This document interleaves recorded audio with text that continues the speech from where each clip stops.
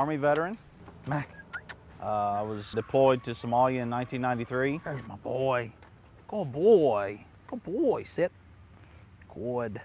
Good boy. I don't really go into much detail about Somalia, so what I can say is if you've seen the movie Black Hawk Down or have done any research, it's what we went through. Shelled every night, seen some people I know get killed, watched women and children die. It was supposed to be a humanitarian mission. Unfortunately, it didn't turn into that. Once we got back in the country, back to business as usual. Started partying, stayed drunk most of the time. That happened till, when I got out in '97. I was still, anxious and angry, and the nightmares and flashbacks, and started to lock myself into the house. Wouldn't really go out much. You was moved from house to house. It was like we couldn't stay in one place at one time.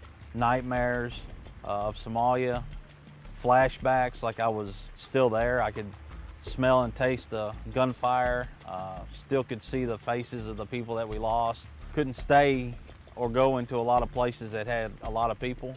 My wife came to me one day and said, listen, I've about had enough. We can't keep going the way we're going. You need to get help. You need to find help. They said, yeah, that's what it is. It's post-traumatic stress. You need to get to the VA and ask for help and get into the system. They told me that I made too much money. They couldn't help me because my records did not reflect my time in Somalia. I was crushed. I was hurt. Nobody offered any help. They just said, sorry, there's nothing we can do for you. It finally came to a head and I couldn't deal with it anymore. So on Mother's Day, it was to the point where I couldn't do it anymore. I went to my bedroom, shut the door, reached down to my hip where I kept my pistol, picked it up. I looked at it, clicked off the safety, and as I clicked off the safety and was staring at my pistol,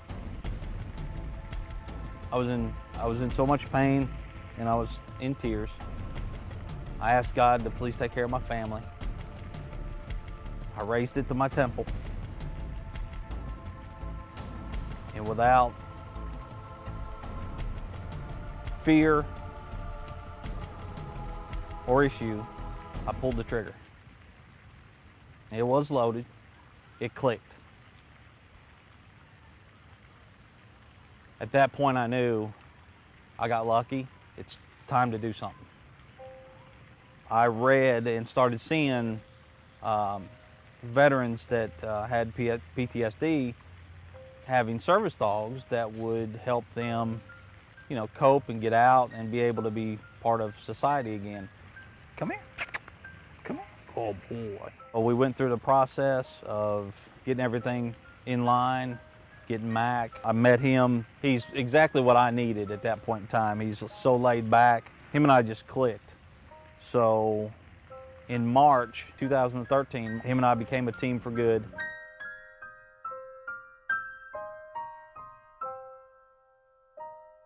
It was Mac MAC. I'm a big Mack truck fan, so I asked them to change it to MACK.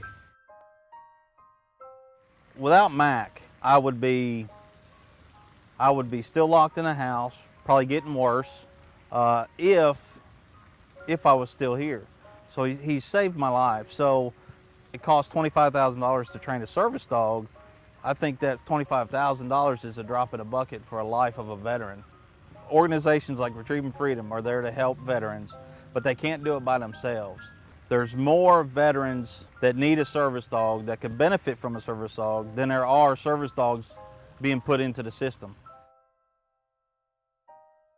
Organizations like Retrieving Freedom are non-profit, so they work off of donations. The more donations they get, the more service dogs they can train, the more veterans they can help. So it's very important to people, if they want to help, to find the service dog organization that's near them or what have you, and give your time, money, or whatever you can. It's very important because without contributions from people, then organizations just wouldn't have the funds to be able to put out great quality service dogs to help veterans.